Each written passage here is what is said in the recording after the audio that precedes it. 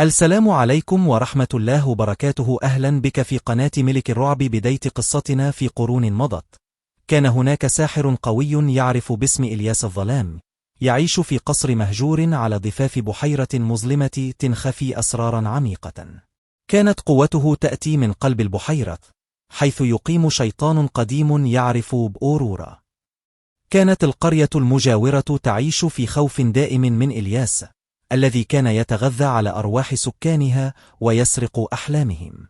لكن بينما كانت القرية تعيش في الظلام، ظهرت بطلة شابة اسمها ليلى، وكان لديها شجاعة لا مثيل لها وعزيمة من الحديد.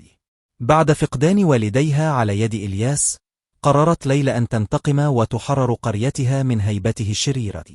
بعد سنوات من التدريب على السحر والتخطيط، سافرت ليلى إلى بحيرة الظلام حيث كان يعيش إلياس.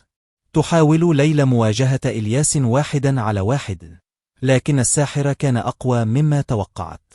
بينما كانت المعركة تشتعل بينهما، اندلعت عواصف ورعد، وتصاعدت الأمواج في البحيرة.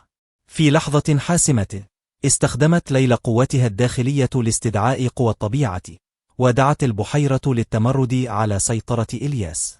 متأثرة بمظاهر قوتها وإرادتها، استجابت البحيرة لنداءها، وتمكنت ليلى أخيرا من هزيمة إلياس. ومع هزيمة الساحر، عادت السلام والأمان إلى القرية.